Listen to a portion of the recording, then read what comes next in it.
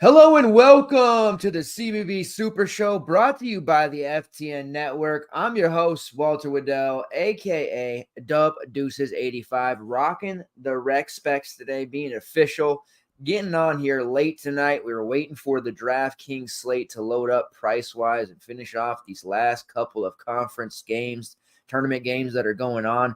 Pure chaos in the college basketball world, as expected. Parity is crazy, and there is just a lot of wacky things happening. You just have to love college basketball.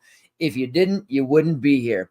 I want to welcome everybody for joining me, tuning in, and hanging out this late night edition of the Super Show. If you're new to the program, let me say I appreciate you checking us out. What we do here is cover college basketball from a DFS perspective. Also talk about PrizePicks, prop betting, and any overall betting opportunities that might come up. We do cover the slate on DraftKings majority of the time in a game-by-game format, tried and true method where we can get everything covered, talking about overpriced, underpriced, sneaky options, values, top pay-ups, all of that good stuff. And then the veterans who are longtime viewers of the show, please make sure you pull up your chair, get your name tag on, have your cup of coffee, whatever you got to do. Everybody come together, smash that like button, because honestly, I know it seems a little lame to beg for likes, but when you're in this position, it really does help. The YouTube algorithm really be pushing the CBB content right now. Everybody's looking for it as we get into March Madness. So the likes, the engagements, the comments, questions, concerns, everything interaction and engagement wise is so helpful to the show and the FTN network right now. That's the best way that you can continue to show your support for your favorite CBB show in the galaxy. Thank you very much. Rocking the Huskies hoodie. I'm a little bit sad today. I'm gonna tell you right now. Obviously Mike Hopkins is on his way out. Huskies lost in the first round of the Pac-12 tournament. Big surprise. But I've been saying for 2 years now, for those that follow closely, that Koren Johnson is going to be a program all-timer in Huskies history. And the last month of the season, he has really been living up to those expectations. I'm extraordinarily excited to see what his future brings. But today, it did come out that he is entering the portal. A lot of that has to do with the fact that there is a coaching change happening and a staff change. I am hopeful that whoever we bring in, I'd love to see that be Will Conroy, former player and assistant coach, or Quincy Pondexter, take the reins. Both are really plugged into the Seattle area for basketball, all the way from AAU, middle school, high school, all that stuff. And maybe they can talk Koren Johnson into returning and or staying. In other portal news, Keon Menafield, who left the Huskies to go to Arkansas, that apparently didn't work out. He's hit the portal today as well. We're already seeing a ton of portal entries, and we haven't even finished conference tournament yet. I am a little bit weirded out right now. The Ivy League does a semifinal tournament now. In the past, they didn't do anything like that. Harvard is let me just tell you, for lack of a better term, a badass team. They have a lot of good players, especially for what we do with DFS. And this is something that I'm going to be definitely putting some bets on tomorrow and looking for some prop betting opportunities. They have the freshman of the year in the Ivy League, Malik Mack, who is a phenomenal player. And they also have Justice Ajobor, who is a shot blocking menace, the second highest block rate in the country. Now, he's hit the portal, and I'm a little unclear if he's going to be playing in these Ivy League games and in the tournament, because I do believe Harvard is going to win the Ivy League bid. And I'm not too sure how it's going to work. There are several in the Ivy who are actually going to be portaling that are involved, or their teams are involved in this Final Four of the Ivy League tournament. So we'll watch out for that. But Harvard is going to be a phenomenal team. Looking forward to seeing how they produce over the next day or two. Anyways, there will be lots of spring and summer coverage after the tournament, doing portal shows, doing interviews, having lots of previews about all of the college basketball stuff early. We'll also be getting into college football, all of that stuff. The summer is the time to ingest all the information that we can. But I know you guys are here to talk about DFS and any money-making opportunities. We're going to get into it here in just a minute. There has been a little bit, admittedly, one thing that you guys like about me and I appreciate, and I think you guys appreciate about me, is I always play who I'm going to say I'm going to play. If I run a core, 2 or 3 guys in there, I'm going to play those 2 or 3 guys. Now, when we're running good, we talk about it. When we're running bad, we also talk about it. We pat ourselves in the back for good plays, and we own up to plays that didn't work out. Now, we did have a little bit of a cold streak going on over the last couple of days and had some things outside of our control. One, Vasquez from UAB getting tossed 5 minutes into the game. That was a big play for us. Can't do anything about it. James Breeding, who is the new Bo Borowski of officials and referees, he got the assignment for the UConn St. John's game. Nothing could be done. No other swaps could be made. It was the last game of the slate when those assignments came out. He proceeded to tag Donovan Clingan with 2 fouls. He proceeded to Stephen Castle with 2 fouls, Joel Soriano with 2 fouls, Chris Ledlam with 2 fouls. He gave Clingan an early 3rd foul in the second half. James Breeding is a menace. That guy should not be assigned any tournament games. I really sincerely hope he is not going to be doing any tournament games. He is an absolute menace. He makes Bo Borowski seem tolerable. And I know a lot of you guys absolutely despise what Bo Borowski used to do. James Breeding's this Bo Borowski on crack, to be honest. I am absolutely fed up and sick of that guy. And then we have the Juwan Roberts play that we're super psyched about. We get a prop that is very advantageous. Points plus rebounds, 18.5. Slam the over. He grabs 3 rebounds in the first couple of minutes. Then he scores or doesn't score a bucket. He missed, but he ends up, getting an injury. The man goes to the locker room, comes back, tries to tough it out, scores a basket, and can't continue to play any further. Respect for him for trying to play through the injury, but we're just having these things that are happening that are really outside of our control. And if you grind long enough in any sport for DFS, sports betting, any of that stuff, you're going to have these little cold streaks that happen. It's important to know that we're just going to keep grinding through it. And we know that variance that keeps hitting us is going to eventually turn for the better. We're still seeing people turn in green screens, have successful PrizePicks nights. We're still seeing people win money. The big winners aren't necessarily happening. Conference tournament week tends to be a little bit crazy. It tends to be tilting. Games lock before they actually start. Conference tournaments, because of the fact that DK tries to guess when that next game is going to start, and they give us like a 2 to 2.5 hour period in between like ACC game number 1, ACC game number 2. But we know overtime exists, timeouts exist, fouling exists, game delays exist. So that 2.5 hours just isn't long enough. And a lot of times we don't get that news before those games lock. Case in point today for Virginia, and I was already on him. I got a little bit lucky, and I took it in the shorts yesterday for a play similar to this that didn't work out. But Tane Murray ended up starting today for Virginia, and that was a play that was very low owned. Now, he didn't blow the doors off of anyone, but he was 3.3K, and I think he got to about 11, 12 fantasy points. Stuff like that, where if it would have came out prior to lock, he would have been a lot higher owned. And we saw today, Chucky Hepburn for Wisconsin. Not a lot of people used him. He was like 13%, but that game had locked, and then it came out that, he's dealing with this injury. Now, there was a report earlier saying that he had some lingering issues, but it wasn't like they made it seem as though he was going to miss out on that game. Now, we got saved because we would have played John Blackwell in droves. I would have, and he ended up fouling a bunch, didn't play too well. So we kind of got saved from that one. AJ Storr did go absolutely ballistic. He had some ownership, such as life. The UConn stack was pretty abysmal. We're just going through it right now, but we're still confident. We're still feeling great, and we're just coming off a hot end of this regular season. We had green screens galore. Just have to keep fighting through it. We're going to have ourselves a great Saturday. There is a ton of games to talk about. We're going to focus primarily on this 8-game early slate that starts at 10 a.m. Pacific time tomorrow morning. There's also the 5-game main slate. That'll be starting at 3 p.m. And then there are betting opportunities galore. Tons of games that maybe not necessarily on the slate. They're talking about those Ivy League games. Lots of stuff. Howard is playing. Let's root for Howard. I think they're a team that could definitely make some noise and upset somebody in round 1. But let's go ahead and get into this slate here.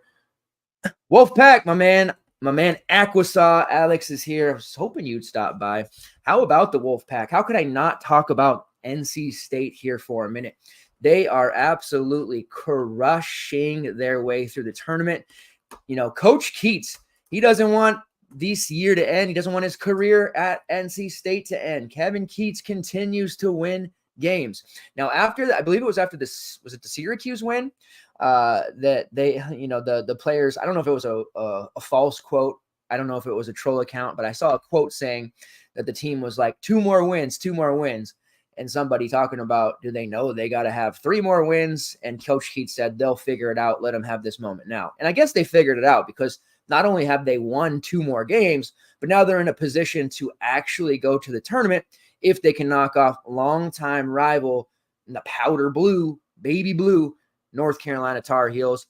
DJ Burns versus Armando Bacot. Come on, that's appointment television. That's going to be a fun one. Can't wait. DJ Horn's super cheap. Maybe he's going to shake off some injuries. We got DJ Burns going ham. We got Mo Diarra, who we were on nice and early in the season. That's going to be a fun one. Go Wolfpack. Absolutely. Let's win this one. The bid stealers are in full effect.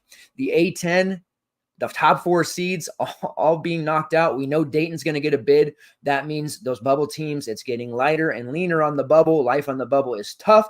Indiana State from the Missouri Valley Conference probably not going to get in now because of that. So there's going to be a bid stealer in the A10, and NC State looking to be a bid stealer here in the ACC.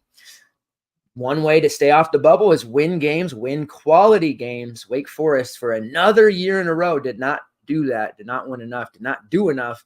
Now they're going to be NIT bound. Although we just saw Chris Beard's Ole Miss Rebels, a team that is frustrating to all of us, decline an NIT bid today in anticipation of getting one. Hilarious enough, the NIT had made some rules where mid-major and low-major teams that won their regular season conference, they normally, if they missed the tournament, they were entitled to an automatic bid to the NIT. That's done away with. They're no longer offering that. Why do you ask? Oh, they want to give P5s more money. However, the declining of NIT was something we saw by North Carolina last year and several other high-profile teams that threw a little bit of a tantrum or a fit for not making the tournament. So Chris Beard and Ole Miss will not be the only team at the P5 level that declines an NIT bid. Those NIT bids are going to end up going to those teams that rightfully deserve them. Anyways, I don't know about you guys. I get a lot of enjoyment watching low major and mid major teams. The NIT, I'd rather see Indiana State go through and you know, wreck a bunch of teams rather than seeing Matthew Morrell shoot 2 for 15 for the next 3 or 4 games here. Or who am I kidding? Ole Miss will be bounced in the first round. But that's enough of that chatter. Good to see you, Alec. Good to see everybody here. Let's get into the slate. Please make sure that you are interacting and engaging with the show here. It really does help quite a bit. All right, now that pricing is out, we're going to jump in. The 8-game slate here for early does come with bracket qualifier number 63. That's right. We are at the end of the line here. We've got just 2 qualifiers left. This is a $30 qualifier, 8 max, so you can throw in 8 different lineups there, 267 entries. This is one to get nice and crazy, throw out any weird combination you can think of, high upside plays, really balls to the wall, trying to hit on some of those low-owned, posh play of the day types. That's going to be a fun one. $5K to first is their flagship tournament, 1,500 people in the $15. And still, last week, Razzle came on the show, and he told us, he guaranteed us, there would be a Survivor. There's no saddies for Survivor just yet. Starting to look kind of bleak. I'm not too sure if I believe that now. So I'm kind of trying not to be too upset when my hopes get dashed here when there is no Survivor. But we'll see what happens here. All right, first game on the slate. Wisconsin versus Purdue. Purdue comes in as a 6.5-point favorite, total of 144.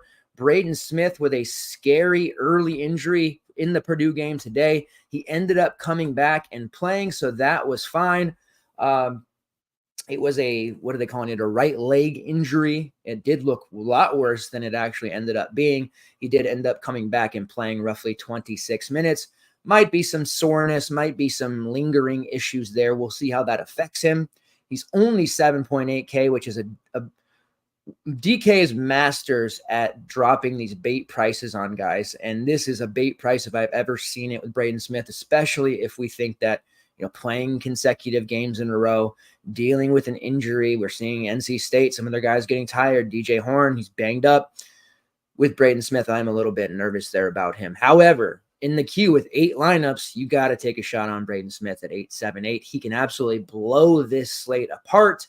He just dropped near 40 against the same Wisconsin team a couple of days ago, in which he had 10 points, 8 rebounds, 10 assists, a Braden Smith stat line, if I've ever seen one. 7.8K is a fantastic price. Now, we do have some, like we saw on the main slate earlier today, there were a lot of mid-range options that panned out quite well. This is a slate that definitely strikes me as that as well. So you have to make the decision. Do you want to play Zach Edey or do you want to fade him? Now, he's probably going to throw up 50 plus, just like he did today against the Spartans. 29 and 12, put up 54.5. Now, the Edey lineups that were out there in the early slate were some ugly looking builds, absolutely horrendous, because to fit Zach Edey, to fit Jackson Lendenberg, you had to make some sacrifices. You had to play some guys under 4K. You had to take shots on Jose Placer and some of these other, Samson Johnson and some of these less desirable options. Lucky for some of those Edey lineups and Landenberg combos, there was a absolute letdown from UConn because of James Breeding taking over the game there as the official. And of course, Vasquez at 40% getting just tossed out of the game for a BS reason. So that ended up working out. But I think that there's a lot of merit to not playing Edey here on this slate. You're going to want those raw points, yes, but at the same time, if he's not putting up 60 plus, you can still catch those Edey lineups with 2 mid-range guys putting up 35 plus themselves. Edey and Jose Placer, that doesn't feel as good as the 2 mid-range guys, which today would have been something like, for example, Kashawn Gilbert, AJ Store, those type of mid 6K type of plays that can absolutely give you a leg up. And if Edey gets into foul trouble or he puts up 32, which would be even better, then you're way ahead of the field there. I don't think he'll be super owned. He hasn't been the last few slates with Purdue, probably talking about 25 to 30%. That's fine and dandy. Like Lance Jones at 6K, he was making some clutch shots late in the game against Michigan State. Now, he was a very productive player in the middle part of the conference. Problem is, in the latter part and into the conference tournament here, he's really started to take a backseat to some of these other options. We're seeing Mason Gillis take more shots, Lawyers starting to do more. The youngster Camden Heide is giving them solid minutes. So Jones, who is there to provide a defensive presence and a bucket when they need it, but he's not a focal point of the offense. 6K is an appealing price for him, but it also feels a little bit trappy to me, and I don't know that I can really get there with him. Even if he plays 30 minutes, it's no guarantee of him putting up a 4X number, which is what we're really going to need here on this slate. Speaking of Mason Gillis, he is the X factor on this team. He's been on the team forever. It's not in a situation where the team goes as he goes, but he hits clutch shots. He gets clutch rebounds. He makes good, solid passes. He plays defense.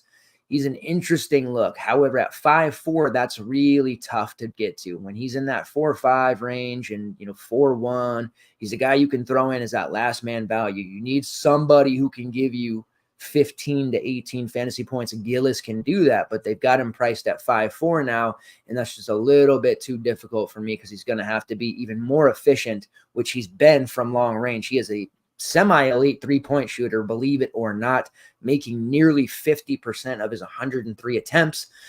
He is a phenomenal role player for this team, but for DFS purposes, that price is a little bit too high for me. You do have Fletcher Lawyer at 5'4", who is taking way more shots again. This was the version of him we saw at times last year, and his emergence, or re-emergence, I should say, has led to Lance Jones being less of a DFS option. I don't mind Lawyer. Again, I would prefer a whole hell of a lot more 4.9 than 5'4", but that is still semi-value territory. He played 37 minutes today. Granted, he only put up 8, which is not great, but the fact of the matter is he's going to be on the floor for 35 plus, and sometimes that's all we can hope for. Play guys who are on the court. Hoosier style. My team is on the floor. All right. Anyone else on Purdue that we want to use? I mentioned Camden Heide. He's really interesting playing about 15 minutes. He's a 3-5, total punt, but they have been using him more and more. He affects the game in different ways. The problem is some of the ways he does affect the game doesn't show up in the box score. But I do like this kid quite a bit, and I think he's going to be something in the future. As of using him right now, probably not the spot to do so. But if you are trying to jam in those studs and you are willing to take a sub-5 fantasy point score in order to maybe hit on an 80-60 bomb or a secondary play like going back to Yaxel perhaps, and he puts up 50, you're willing to take that risk and you throw Heidi in to make it happen, it could work out for you. It makes some sense in those large field GPPs as well. On the Wisconsin side, they were able to get away with not playing Chucky Hepburn, dealing with a lower body issue. He was on the report. I expect him to be on the status report again as questionable. The fact that they were able to get that entire game through without using Hepburn, huge. Expect John Blackwell to start. Again, he ended up not being that highly owned because the news came out after that game locked. Now we're heading into the slate with this one as the first game, and we'll know those starters come out and Blackwell shows up as a starter. You can expect him to see a huge spike in ownership. He had a great game against Maryland, a great game against Purdue their first time, or I should say their most recent time, and then he had an excellent outing against Rutgers. So he has been playing really, really well. Foul trouble really hurt him today. That caused him to miss a ton of minutes. He also shot 1 of 8 after shooting a minimum of 50% in each of his last 3 games. Fouled out in the 24 minutes, shot 12% again on 1 of 8. I would go right back to him here at 5-6 if he's starting over Hepburn. They might not have the luxury to sit Hepburn for the entire game, but it sounds like they're trying their best to get him rest. They're in the tournament. They don't have to force it. I guess it'll depend on how close this game shakes out and if they compete and if Blackwell's making shots. They might feel a little bit under duress if he's not, and they may have to put Hepburn out there. But if it's starting, I think Blackwell makes the most sense here. Stephen Crowell is still extraordinarily cheap. We went back to him today at 5-7 against Northwestern team that he cooked. He hit 3 of 5 from downtown. He's hit 6 threes in his past 2 games alone. He's taking on a large share of the offense. Now, against Purdue, he fouled out in just 21 minutes in their last meeting. I do not want to go to Crowell here in this matchup. Reason being is not only is Edey obviously an elite rim protector, grabs every rebound, but the refs treat him with the utmost LeBron, treatment, if you will, the respect that he gets. It's warranted, but he gets the amount of calls that LeBron James would get. And it's very annoying if you're on the other side of it. So even though it's a neutral court, I would say Stephen Crowell is an extremely risky option. DK laying yet another trap out here, not pricing Crowell above 6.5 like he should be. I think people will just mindlessly click him in after his last 2 games. He's going to be popping up in optos there, especially if you expect him to play 30-plus minutes. But with foul trouble on the horizon going up against Edey, I don't think 30 minutes probably makes sense. I'm going to project him a little bit lower to be safe, somewhere in the mid-20s range. I'm very nervous here for this spot. I do not think he's going to be a optimal play here.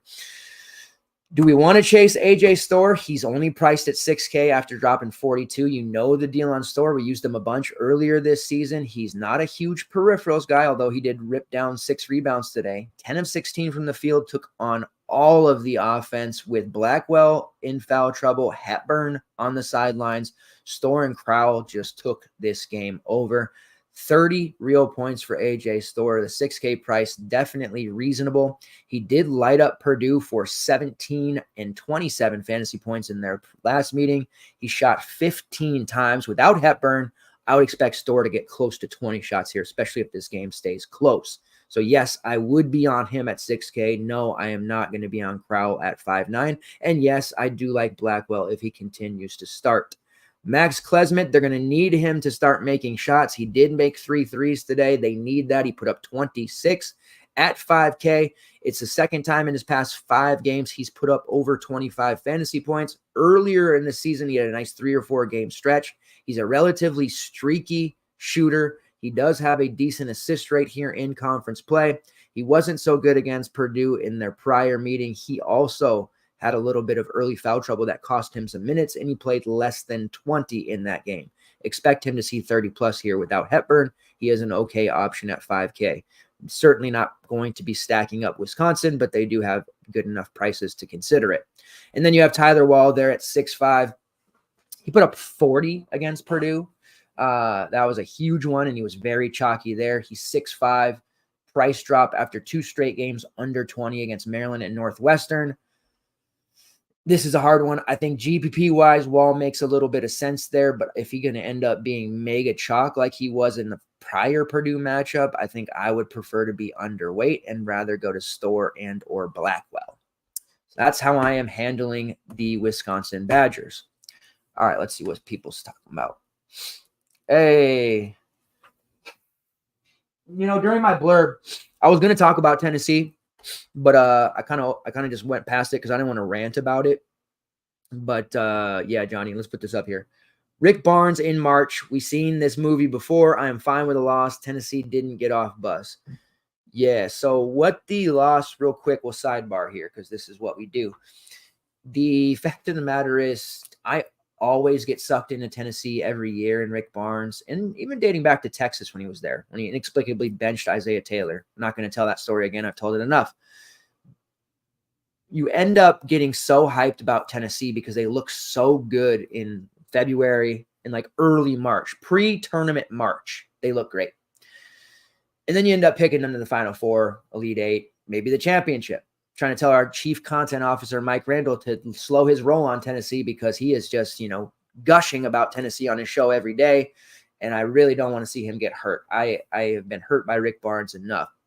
They absolutely got walloped today. They did not show up. You're correct. Dalton Connect was just very ordinary. Jonas Idu didn't look very engaged. Rick Barnes did not do a very good job of getting them prepared.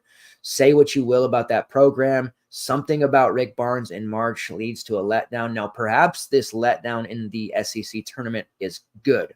Some people say getting a loss right before the tournament is a good thing. It's a good feeling. You know how it is. Then you become hungry. You don't want to feel it again in the tournament. You got to win 6 games. So perhaps that was a good one for them. Really, obviously going to depend on the draw there. There is a ton of mid-majors that got bounced from their tournament. People are a little bit worried that, we're not going to see any upsets. Don't you worry, guys. Plenty of parity will exist in this tournament, and there are still plenty of low and mid-majors who are out there ready to catch a team like Tennessee napping. So with that being said, I am still tempering expectations with the Vols, but I do want to see how that on Sunday, how their seeding and their region ends up. So we'll see. All right, moving on to the next game here, St. Joe's versus VCU. Now, this is the A10. It's crazy. Dayton out. All the top 4 seeds out. Dayton's getting into the tournament. The rest of these guys playing for a chance to get that auto bid and take it away from a bubble team such as Indiana State, Wake Forest, Texas A&M, although they're probably going to be in now. It is a 2-point spread in favor of VCU and a total of 140. This is a game that we have at VCU and St. Joe's both. We would get these A10 games on Friday DFS slates a lot. You guys know A10 is pretty wacky, and there's a lack of solid consistency when it comes to these teams. That makes it extremely frustrating. Now, VCU is rolling. They beat a very good Massachusetts team yesterday, 73-59. That's a team that had Matt Cross, Rasul Diggins, Josh Cohen, like a really good UMass team that I did not foresee losing to VCU.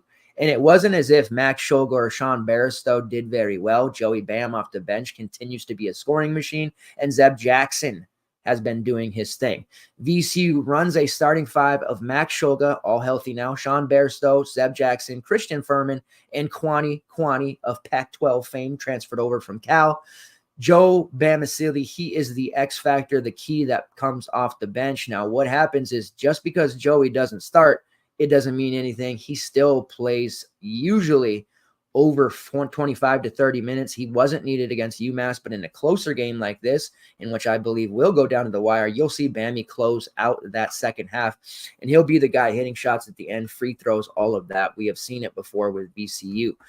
Gotta definitely consider him. His price is fair at 6'2". I know that's something that might scare some people because he doesn't start. Some people will just refuse to use bench guys who are priced above a certain level. And usually that is a wise decision to make, but Joey Bam closes games you got to look out for that. Just because they don't start doesn't mean they're not viable. And we see a lot of teams roll out that dreaded fifth beetle, and what ends up happening is some of those starters play 8 to 10 minutes, and then you never see them again in the second half.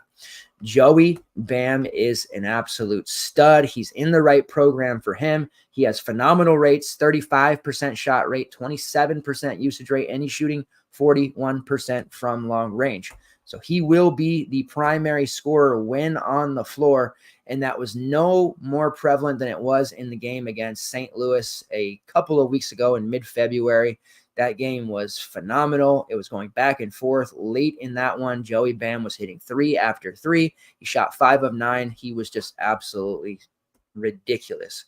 Major upside at 6'2". I do feel like he's a sneakier look here against the St. Joe's team that really nobody's going to be fearful of. St. Joe's is a team that, yes, they are winning at the right time, but defensively, they're pretty ordinary. They get their shots blocked at a high clip. They don't shoot threes very well. They don't do a whole lot phenomenally well. They do have some interesting fantasy assets, but overall, this is a team that Joey can definitely absolutely knock out. In their prior meeting, which took place back on February 25th, just a little under a month ago, VCU did eke it out at the Segal Center, 73-69, and wouldn't you know it, Bam had 16-7, a solid outing for him. Tobu Lawal off the bench had 16-10. Another bit of a sneakier option here in Lawal, who is priced at 5.5. Not as cheap as I would like to see him, but there is upside for him, and they play him a lot in the second half as well, especially when other front court options are in foul trouble or they need to go with a taller lineup that's needed more size. You see, he played 24 minutes against St. Joe's. He absolutely owned them in that game. Love him for GBPs at that 5.5 price. Baristow at 6'1" as a starter. He's a low upside guy, typically a higher floor guy, but he's just not that interesting. I'd rather take Bam. I know that I just said earlier, we're going with that balanced type of approach. Raw points are nice, but we don't want to completely cut off our upside and limit ourselves. So Baristow over Bamistow would not be a move I would make. I know a lot of people would because of his starter status, but the same level of upside is just not there. Furman and Kwani both under 5K as starters, but minutes are under 20 usually for both of them. Don't have any interest there. And then that leaves us with Zeb Jackson, who's there at 7K. Certainly interested in him. He is taking on a big role, and he's the type of player that gets hot and you want to be using in these tournament-style games. And then Max Shulga, who churned out 4 straight 30-plus fantasy point performances. UMass, he was pretty ordinary, put up just 18, scored only 4 points, but he took 2 shots. His peripherals are strong. He contributes in all of those categories. He is rather efficient scorer, but we got to have him taking more than just 2 shots. Certainly don't mind him at 7-1. I do lean Zeb Jackson. I do lean Joey Bam. And yes, I don't mind mini stacking VCU if you want. This is the matchup to do so against the St. Joe's team. St. Joe's has been fun for DFS. We haven't had them on the slate a ton. We get them on the Friday 8-10 slates. What I end up doing with St. Joe's is hitting their props. We get point props for Eric Reynolds, Lynn Greer, Rasheer Fleming, Cam Brown. This is a pretty fun team overall. They've eked out 2 wins in this tournament here, 64-57 over George Mason, 66-61 over Richmond in a stunner of an upset. The nice thing about St. Joe's, they run right now a fairly short rotation of 7 to 8 guys. We've seen Christ and Sandako start games. We've seen Rasheer Fleming start. Right now, the starting group is Cam Brown, Eric Reynolds, Xavier Brown, who was coming off the bench, the freshman, exciting freshman, Rasheer Fleming, who is a load on the glass, and Lynn Greer, who is a scoring machine, but he's streaky.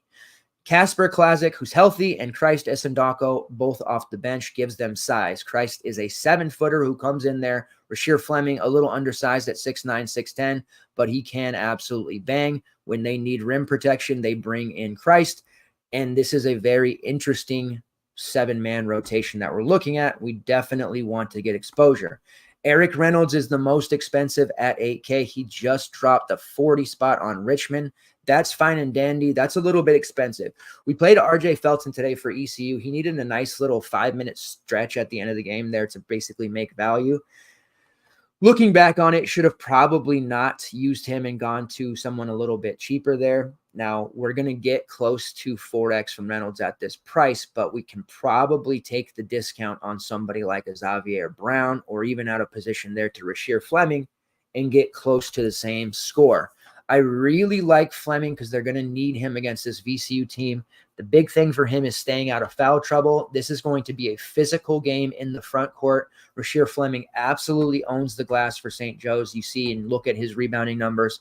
Very, very impressive. Overall, he has a combined rebounding rate of 31%, and he has a block rate top 75 in the country at 7%. No, that's not all. He shoots 33% from long range, and that's not on 10 attempts. That's on 100 attempts. So a versatile inside-out type of player that can give many oppositions a very difficult time. So I like Rasheer Fleming at 6'9". I like Xavier Brown at 6'7", especially like that he is in the starting lineup. It's a bit of an expensive price for him usually, but up until mid-February, he was coming off the bench, still playing roughly 30 minutes as that sixth man. Very talented. Now you're seeing him as a starter. He's playing 36 to 38 minutes, and his overall rates have been solid. 21% usage rate, 21% shot rate. He's making 42% of his threes, top 10 in the conference, an assist rate of 21%, and a steal rate of 3.7%. That's fourth best in the A10. Xavier Brown, definitely a guy at 6'7" that I think will make people a little bit uncomfortable, but he definitely has posh play of the day vibes there. I'm not going to designate him the posh play just yet, but he's in that conversation. Really definitely like him. And you see how DK has priced some of these teams, 6'4", 6'6", 6'7", 6'9". It's just like, dragging that variance to the ground. So if you're wrong on one, the guy right above or right below, such as Lynn Greer, could pop off there. Greer has been way less viable lately than Brown. So naturally, if you're going to use one of them, it's going to be Brown. But if Greer ends up, going off, then you're going to be kicking yourself for that $100 difference. A lot of coin flips when you're looking at this roster, but I do prefer Brown and Fleming. 6'4" for Christ Esendako. If he's not starting, that's pretty tough. He has a high foul rate. Minutes are not that consistent lately. Now, we did see him as a starter playing upwards of 29 to 30 in the beginning to middle part of conference play, and he was an absolute smash DFS play. Without him starting, I think we can probably not have to worry about him too much. If we were talking about a 5'1", 5'2" price, then we would absolutely be considering him, but not quite there with him at 6'4". And then he finishes out with Cam Brown, played 39 minutes today, a safer option at 6K, but it's not that much more to go and find some higher upside, such as Rasheer Fleming or Xavier Brown. All right, moving on to the next one here, we have Mississippi State versus Auburn. SEC country, Johnny, you're right. All right, this is a 143 total. Auburn 7.5-point favorite. Now, Mississippi State did not get a good game from Tolu Smith today. It's especially surprising that they were able to take care of business the way they did. Speaking of the Vols failing, 73-56. And you look at it, rough outing for Tolu, 8 points, 5 rebounds. Cam Matthews, who a lot of people left for dead, had a beautiful game. 18 points, 8 rebounds, 3 assists, 2 steals, did get 4 fouls, but he was out there. He was making things happen. And people have forgotten just how good Cam Matthews was prior to Tolu Smith coming back and being available this season. And even after the first 3 to 4 weeks of Tolu Smith being available this season, Cam Matthews was still churning out 30-plus fantasy point games. People got a reminder of that today against a much tougher opponent in Tennessee. However, Auburn's defense is the real deal, and we saw how they shut down my boy Colin Murray Boyles. He was in foul trouble the whole way. I would be very nervous to use anyone on the Mississippi State front court side. Cam Matthews, Tolu Smith, Jimmy Bell, those are just not going to be options for me. If I'm going to use somebody from this Mississippi State team, that means DJ Jeffries, who was sub 6K today, played 36 minutes, 8.7 rebounds. Okay game, but he's out there. Josh Hubbard, who we were on way back in the first Mississippi's game in the season when he had a poor shooting night, but we told you this kid's going to be high usage. He is the real deal. And guess what? He has been the real deal. And then you have Deshaun Davis, who I'm lukewarm about. So I don't really have a ton of excitement for this Mississippi State team. And I am a believer in Auburn. Seeing that spread of 7.5, Auburn just, I mean, they get it on. They are defensively locked in. DFS-wise, they run a very deep rotation under Coach Pearl. It makes it really hard to use anyone not named Chad Baker and or Janai Broome. So looking at Mississippi State real quick before we go to Auburn, prices are reasonable for Tolu Smith at 7-1, but again, how can I use him there? Hubbard's probably priced up at 7-4, about as high as we can go with him. He's going to be out there and he's going to take 15-plus shots, more of a GPP look. Where it gets tough is matchup versus price, and a lot of people do not care about matchups, and they get burned on it. Sometimes they get rewarded handsomely. Cam Matthews is only 6'3", coming off of 35. He's actually scored 35-plus in 2 of his last 3, and that came after he scored 20-plus fantasy points only once in his prior 4. So he has been up and down the last part of the season, only 6.3K, but I really want to caution you, the way Colin Murray-Boyles got just stunned by that Auburn defense, we will not see Cam Matthews own the glass. I don't foresee him getting 8-plus rebounds. Now, he did have 3 points, 10 rebounds, 3 assists, 2 steals for 23 fantasy points against Auburn in their prior meeting, which was a 78-63 home win for the Auburn Tigers. That's not terrible at 6'3" by any means at 23, 24 fantasy points, but I think the upside is probably going to be limited there. But that could be a Steven Krause situation where maybe matchup doesn't quite matter. You also get a relatively cheap DJ Jeffries at 5'8", 4 straight games over 20 fantasy points. He was putrid against Auburn. I'm a little bit leery there. I don't want to get too involved with this Mississippi State team. By the way, Andrew Taylor, the former Marshall stud, did hit the portal a couple of weeks ago, is no longer with the team. He hasn't been since December. One instance of a stud mid-major transfer not working out at the P5 level. All right, I'm going to pull up this Auburn box score so that you guys can kind of, grimace with me here.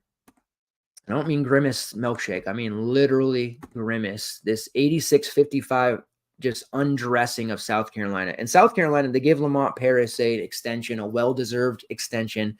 I love the way South Carolina is shaking out. The future of the program's in good hands, and they have an absolute star in the making in Colin Murray-Boyles, who's just a freshman, Zachary Davis, who's only a sophomore. They have a bunch of other upperclassmen that'll be out of there, Talon Cooper, PJ Mack. They'll be able to retool, get some guys in there. Michi Johnson comes back for another year. This South Carolina team's in good hands. And I do think they could, depending on their draw, win 1 or 2 games here in the tournament as well. But Auburn, they're just on another planet right now. All right, let's count this out. 6, 7, 8, 9, 10, 11, 12, 13, 14, 15 players got time today. Now, 5 of them, obviously some walk-ons. They played 2-3 minutes each. That's because the game was out of hand. However, we still saw an 11-man rotation, which all 11 saw 10-plus minutes each. The starters all played 20 to 25, which is pretty typical. Even in closer games, we'll see Broome play 28 to 30. We'll see Jalen Williams play when he's healthy, 25 to 30. And then we'll see Chad Baker play about 29 to 31. You see Denver Jones, Aiden Holloway, Chaney Johnson, Katie Johnson, Trey Donaldson, Dylan Cardwell, and Chris Moore, and Leor Berman before he got hurt. The list goes on, folks. All those guys are going to play. They're going to cannibalize each other, and I say this every Auburn slate, 18 to 21 minutes for majority of them. It just makes it impossible. Now, some people just threw Katie Johnson in there because they needed value. And you know what? It actually worked out for them. He had 21 because in 18 minutes, he hit a couple of threes. He grabbed 5 rebounds. He had 3 assists. He just quickly put together a fast, decent stat line. He has the rates to support that, but you can also get hit with a 5 from Katie Johnson when shots aren't falling. And he ordinarily isn't hitting the glass like that. 5 rebounds is a pretty big anomaly for somebody like Katie Johnson. So it did work out for them. He is 4-4. I suspect we'll see some people chasing. All of the Auburn guys, those secondary looks, Trey Donaldson, who I like, he's 4-8. Aiden Holloway, 4-5. Cardwell is there at 5-5 after he put together a 3rd straight game of 20-plus fantasy points. Don't think I'm there with him, but I have noticed that production, but he's only played 13, 15, and 17 minutes in each of his last 3. He has just been running extremely hot. That's pretty damn tough to chase. Janai Broom is cheap for him at 8.4. That is a price that I'm interested in. When we're considering the pay-ups between 80 and Lindenberg, we're getting a steep discount on Broom down there. And even in the blowout game against South Carolina, they had a minor push a week or two ago from Georgia before they closed that out. In 25 minutes, he has been putting up 30-plus fantasy points. Most of the time, in the last 4 of their last 5 games have been relatively, lackluster in terms of they're not that competitive. Their Tennessee loss, 92-84, you saw he had to play 33 minutes in that. What did he do? He put up damn near 50. So if Mississippi State can keep this under 10 for majority of the game, then we'll see him put up these massive numbers. When they played before, it was a 64-58 win for Mississippi State. He had to play 34 minutes in that. Now, he only had 34 fantasy points only, but typically when he gets that kind of playing time, you're going to be talking about a slate-breaking performance. Really high on him there. They have split the season series 1-1. He put up 28 and 33. I do think we could see Broom go for 40-plus at 8.4. He is one of my favorite pay-ups if you in fact going to go with a pay-up. I also like Chad Baker. He has that guard forward eligibility. He is key and critical and crucial. How many key CC names can I say? In their competitive games. And in the tournament, I'll be looking to use Chad Baker for sure. Wouldn't mind him breaking here and having his price fall down further as we head in the tournament. But I do love what Chad Baker offers this team, and he is arguably one of, if not the most important player on the team, even above Janai Broom. Controversial, perhaps, but Chad Baker is that dude. All right, next game on the slate, UAB versus USF. Oh, let's go back here. Josh, the great Josh Gillum. What's up, Josh? Does Auburn have the guard play to go deep? Well, that's a good question, actually. They have like this incredible depth, and what that has done is it's hurt them because all these guys who, on another team, let's say Trey Donaldson played for, Vanderbilt. Let's say he played for Vanderbilt this year. He would have been playing 30 to 35 minutes a game. Tyron Lawrence was injured at times. I mean, guys were in and out. They needed a third scorer wing guard type. Trey Donaldson or Aiden Holloway, for that matter, would have been able to play just massive minutes on a team like Vanderbilt and been ready for this. You could make the argument that because these guys have been splitting this time amongst 6 other players, that they're not quite going to be ready, or they're not going to impact the game enough. It's going to happen when they run into a team like Houston or a Baylor, these teams with elite guard play that are just going to stuff players like, Chaney Johnson and Katie Johnson into a locker. So I would say yes, Auburn can go deep, not because of guard play, which you got to have, obviously, but because Coach Pearl say what you will about his personal life and what he's done in the past. When it comes to on the court, Bruce Pearl is just a machine, and he does things and he gets the best out of his kids. So I do think Auburn can make a run. Do I think they'll make their, Final Four run that was ended by Kyle Guy a couple of years ago? No, but I think they could be a second weekend team here. Obviously, a lot's going to depend, and it's lame to say, but a lot's going to depend on their region, their seeding, who's in there with them. But if you're just going off a guard play alone, Denver Jones hasn't been the guy that they expected him to be. The youngsters like Donaldson and Holloway have massive upside, but they are not anywhere near the level of some of these veteran guard teams that are just going to give them major problems. They do have Chad Baker, and he can do multiple things, guard multiple positions, play in the post, shoot threes, bring the ball up, initiate offense. He can do a lot. Jalen Williams can get hot, and Janai Broom is just a god among men. So they have the personnel to make a run, but if any of those guys get into foul trouble or, God forbid, an injury happens, I don't know that those youngsters are going to be ready. So that's a tough one there to say. If you're looking for a future bet on Auburn, I don't know if it's the move.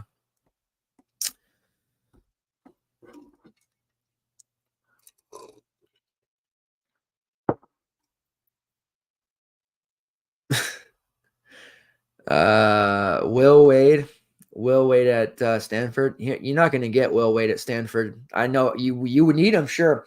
Will Wade's in a unique position. He's not in a hurry to just take any gig that comes around. Like, he's going to stay with McNeese for the next 2 years at least, and he's going to be a perennial tournament contender with them.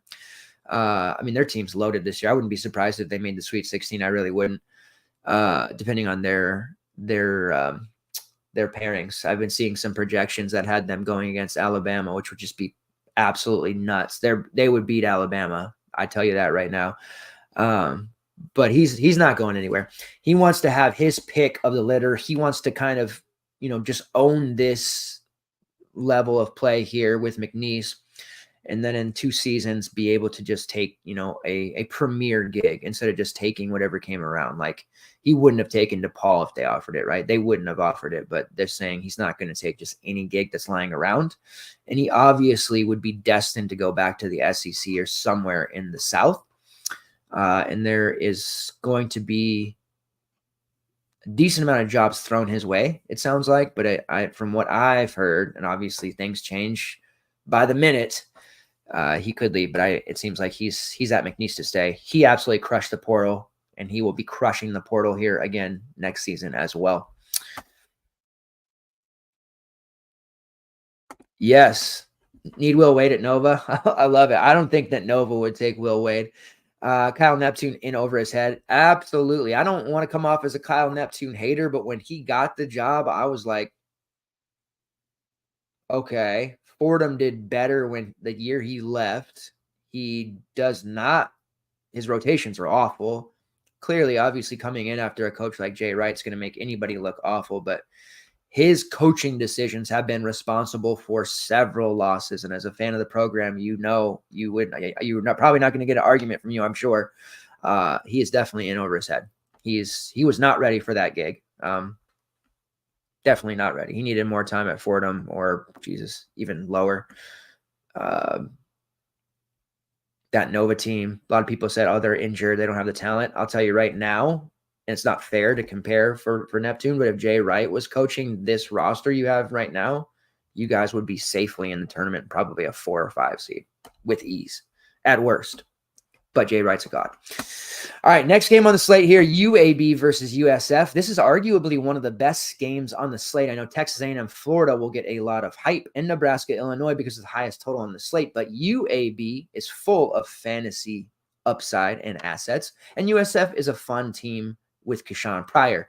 Total of 145.5. USF is a 3-point favorite. I got a little bit irritated on that early slate. Pryor didn't start. Now, in his 3 last games, or 3 non-starts that he had, how do I want to say this? English. The last 3 times he did not start, he had 18, 30, and 31 minutes. So it wasn't really a concern to me about playing time for not starting, but it was enough to kind of push me off. Now, he only played 22 minutes against ECU, which typically at 22 minutes, he's not going to be paying off 7-3, but he was just a man on a mission. He hit 4 of 7, 2 of 4 from downtown. He had a double-double, 10 and 10, 2 blocks, 2 steals. He put up 34. Would have loved to have stayed on him instead of going to Klingon like I did, because obviously fouls ruined Donovan Klingon today. With that being said, whether or not Pryor starts, I don't care at 7-4. He is going to be in my lineups. He is just such a phenomenal player for this team, an unsung hero, and does not get talked about enough because it's South Florida Bulls. South Florida, the job that they're doing this year and the games that they're winning, the coaching job that we've seen has been phenomenal. This South Florida team is legit. Amir Abdur-Rahim he has this team at 24-6 and just about turning bound. They probably need to win one more here, but I think they do. Ken Pom has it 76-72. This USF team, the way that they undressed ECU with ease, and they didn't really break a sweat while doing so, was kind of scary stuff. But Pryor at 7-4 is absolutely the stone cold nuts here going up against UAB. Has a usage rate of 24.5%, a shot rate of 23.7%, top 40 in defensive rebounding percentage, which is 25.5%, 3.5% block rate, 2.7% steal rate, and for good measure, he's making about 35% of his threes and even drawing over 5.5 fouls per 40. Would love to see him start, but he is probably better if he doesn't, because maybe that keeps some ownership off. Now, Pryor has been around the way. First two seasons at Boise State didn't play a lot. Had to go out of D1 there for a minute, comes back, and he is just absolutely wrecking shop. Love Kashawn Pryor and the way that he plays. Looking at it, in case you're wondering about the starting five that USF used or their rotation in general against this ECU team, they went with Kobe Knox, Chris Youngblood, Jose Placer, Brandon Stroud, and Corey Walker. Now, Corey Walker got the start. He had played only 9 minutes off the bench, and Pryor missed some time earlier, only played 13 minutes. So if he starts, don't be tempted to use him. It's going to be one of those situations where he is the fifth Beatle and he's going to play under 20 minutes. Selton Miguel and Kashawn Pryor, arguably the two best players on the team, two highest usage rates, both came off the bench, both produced quite well. Selton Miguel had 17. We also saw Kobe Knox, who is hit or miss, very young as a sophomore. He made 5 threes today. This team is actually quite good. I do think they could catch a number of high major teams napping, so be careful with this USF squad. Outside of Pryor, who else do we like? Miguel is probably just okay at 6'8", nearly 7K. He's pretty consistent. You know you're going to get around 20, 22 fantasy points, close to value. Chris Youngblood at 6'4". I liked that play a lot today at 6K. Ended up not using him because of the way the starting lineup shook out. And just looking at USF, they're a deep team. They're similar to Auburn in that regard. They play a lot of guys in the mid-20s, and Youngblood is somebody who, when given 30-plus, is in line for 40-plus fantasy points, but had a kind of an awful feeling about his minutes today. Ended up staying off of him. He was relatively popular, about 25-30%, played just to 23 minutes. It was a blowout, granted. In a closer game, I would suspect he gets closer to 30. He is in play at 6'4", but I do still prefer the two above him in Selton Miguel and Kashawn Pryor. In their meeting against UAB way back on January 7th, he hit 7 of 18 from the field and put up 29. So shows he does have some upside here still. Kind of lame duck plays. Brandon Stroud, who got the start today, played 20 minutes. He did put up 31, so that might make you think, whoa, this guy, when can I use him? He had 8 assists, 7 rebounds. His peripherals have been strong all year, not a big-time scorer. That was a high watermark game for him, not typical for what you'll see. So I'm not really getting too involved with chasing that. Same could be said about Kobe Knox, who is extremely interesting at 5K. Minutes are sporadic, and he is just not that consistent of a scorer. He hit 5 of 6 from downtown today, which is the reason why he obliterated his salary. Rates-wise, he's just okay. He doesn't add a lot in those peripherals. And because of Kashawn Pryor doing everything, a lot of times Knox just ends up standing around watching. Also really like Jaden Reed long-term. He's just way too raw to use right now at 4.9. He's not really a play. And if you need a value, this is one of those guys. You're going to try to, play Lendenberg. You're trying to play Edey. You're trying to play Broom. You need cheap guys who are at least going to be on the court. Doesn't mean they're going to do anything, but they're at least on the court. So it makes you feel like, hey, I'm on this Placer play. He's getting 25 minutes. He put up 3, but, what could have been? He's 3.9K. You want to get some of those expensive guys in there. He does start. By all means, go for it. Today he had one of his better shooting days. He made 2 threes, which is 2 more than he normally makes. It's the classic Dubism. It's not about what he can do for you, for his personal stat line, but what he can offer you with salary savings. All right, UAB. It's hard to fit Lendenberg with Zach Edey. People did it today, and they made it work because of some things outside of our control. But let me tell you, the lineups were very ugly. They did not look good, and there was some really poor construction done with those two. If they both put up 50+, then, it's worth it, right? I would take the discount from Edey to Yaxel if you want someone.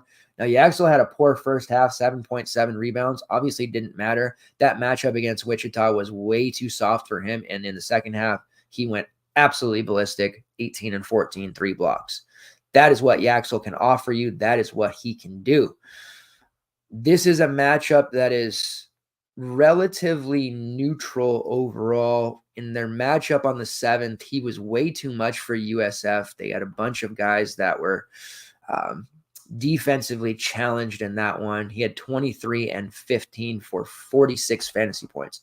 This was a stretch of games in late December, early January, in which he was just automatic. Now, these games weren't on the slate. If you go back and look at, if you watch basketball in general, or, maybe you only look at DFS games. I know it's hard to maybe get involved in sports these days that you're not betting on or playing DFS on. But if you love college basketball and you go back on ESPN Plus and watch games like I do, then you see Yaxel was having a post-Christmas to really talk about. He had 51 against Asheville, 61 against UTSA, and 46 against USF. FAU humbled him a bit. He put up 25 against them, but overall, Yaxel has been an absolute star this season in the conference. Elite rim protection, elite rebounding, and he is a really solid jump shooter and low block scorer as well. He is somebody that I would love to have, but I'm not willing to take a bunch of Jose placers to make it happen. I want to make that clear. Now, Vasquez got tossed today at the 5-6 minute mark for getting into some BS fighting. That one hurt, obviously. He's priced at 5.7, back in play. I don't suspect he will get tossed again, and I would suspect he plays 30-plus minutes. So he is slightly underpriced at 5.7, sub 6K. I certainly like him there. Eric Gaines, to me, is a little bit spendy at 8K. Now, he has been absolutely just monstrous in the last 4 games. 37-plus in 4 straight. So by that mark, if you're riding the hot hand, 7.9, it's probably too cheap for him. But for full season, that just is a little bit too high for me.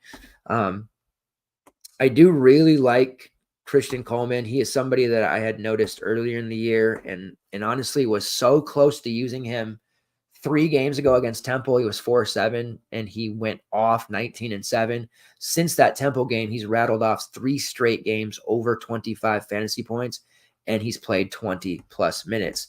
As a starter, he is certainly interesting, even in that mid 5K range. And that is a Coleman play that is going to take some people by surprise. He usually comes off the bench. He had a couple early spot starts in the year, but he got that start against Wichita State. And I think that is going to be continually something that they do. They tried to start Tony. They've tried to start, Ephraim. They've had some different looks here. Javian Davis was in the starting lineup there for a while. I think they found what they want to do here, and it's going to be Vasquez, Coleman, Lendenberg, Gaines, and Ephraim Johnson. That's going to be that group. Off the bench, we'll see Tony, Javian Davis, and Daniel Ortiz. Now, Chance Davis goes back to the starting lineup, but Coleman had 13-7, 2 blocks. Kind of disappeared in the second half, but he was an absolute monster in the first half. The first 5 to 10 minutes, he was grabbing every rebound, scoring every shot, blocking every shot. He was absolutely incredible.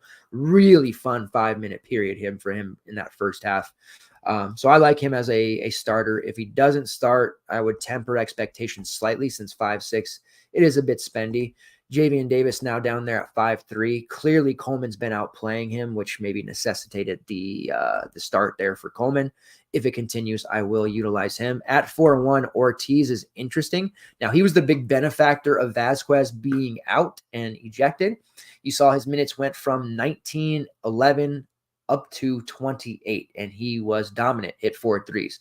Ortiz is a very sneaky scorer. He's a streaky scorer, but he's very, very good on the second unit. When given minutes, he can obliterate the 4-1 price point, but we have to imagine Vasquez plays his usual 30-plus minutes, which is going to put Ortiz down there in the teens, maybe close to 20-ish, which is still technically in play, and he's in that conversation as value if you're trying to stuff those additional studs into your lineup. A near min price Tony, but don't count on his minutes. He only played 20 today because of Vasquez as well, and you see his fantasy point per minute number is awful. He had 4.5 fantasy points, so that's another one of those placer plays that just aren't going to work for us.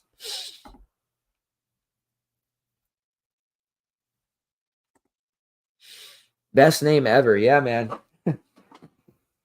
Tone. You're old school like that. If Stanford's smart, throw a bag at Mark Madsen and make him come home. I think he just signed an extension, which I know doesn't mean anything.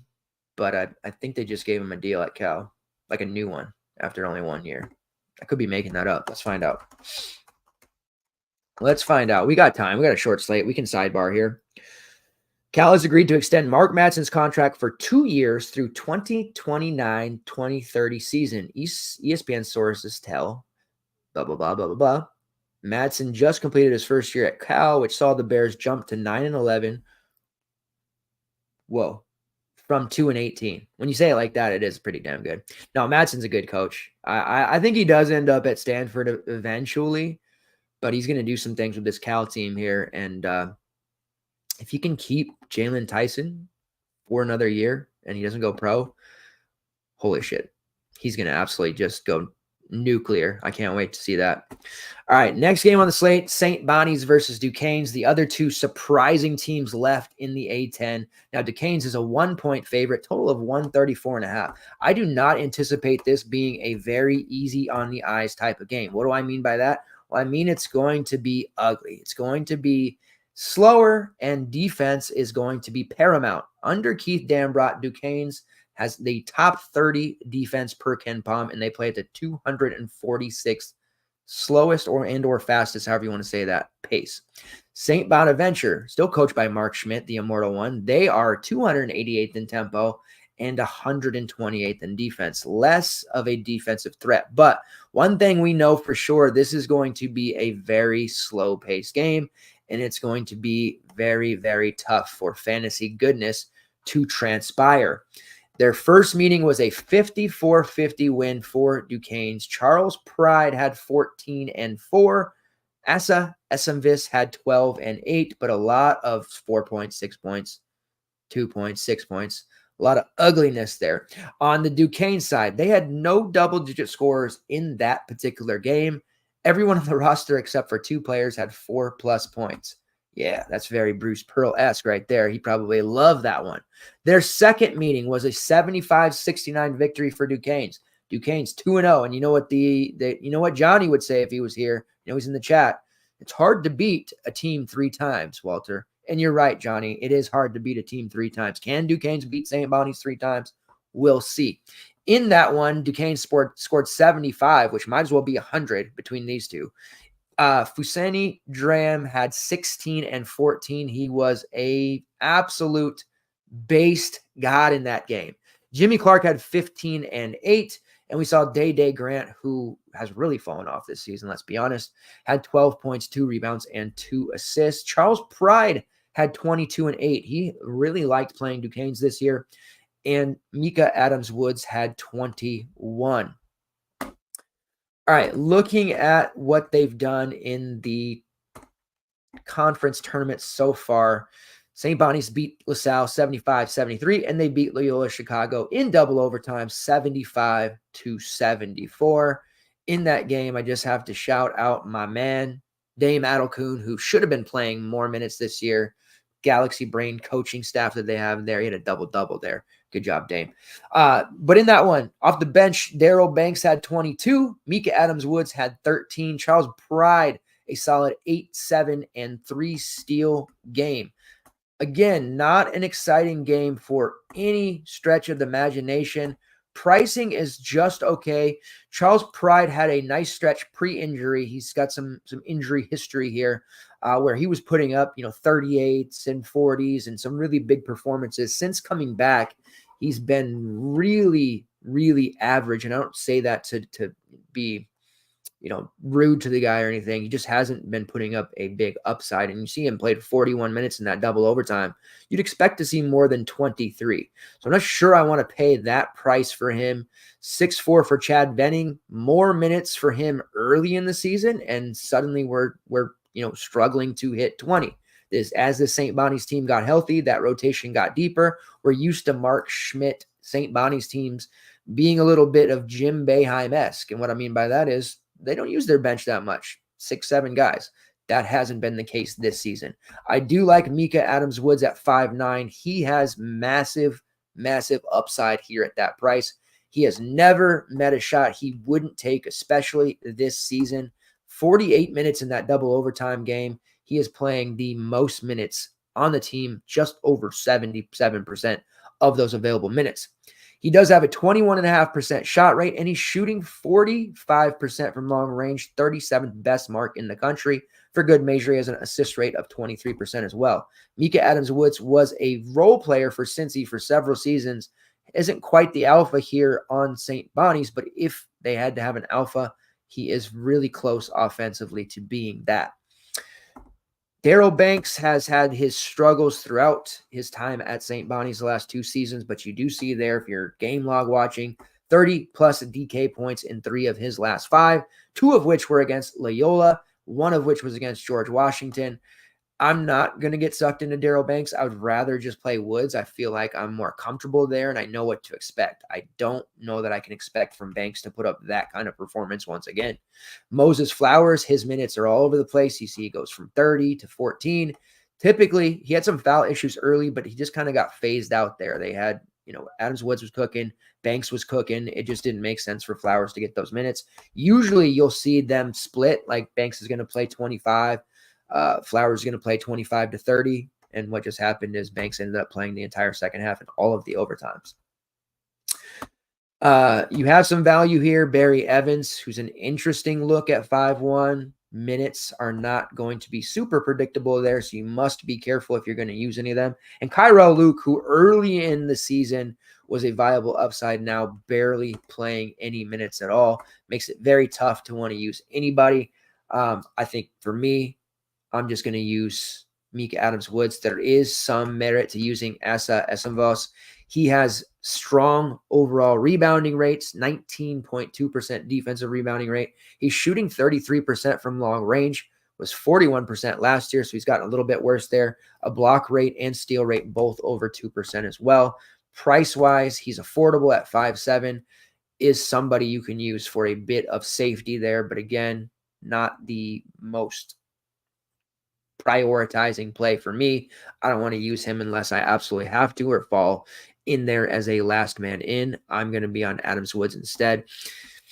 On the Duquesne side, you have some higher price guys. Jimmy Clark is there at 8-1. That is not quite egregious. Maybe that's too strong of a word, but that feels pretty awful. He did score 32 against St. Bonaventures and 24 in their 2 meetings. That is just, we're talking about a price in which we're going to need 35 plus on this particular slate. He has phenomenal rates, 29% usage, 28.6% shot rate, 4.5% steal rate. That's good for 17th in the country, and a 27% assist rate. But the opportunity cost, that buzzword there, is just a little bit too high. Day Grant, who was a phenomenal high usage guy during his time at Miami of Ohio, he kind of has struggled at times this year. His three-point shooting has gone way down. His assist rate has gone way down. His shot rate has gone up to about 27%, and he does draw about 5 fouls per 40, and he's about one of the most elite free throw shooters in the country, which I know you can appreciate, Johnny. You love your free throw shooters. There's upside here. It still exists, but he was awful against St. Bonaventures in his first meeting, and he was relatively mediocre in the second. It's not a great matchup on paper for him.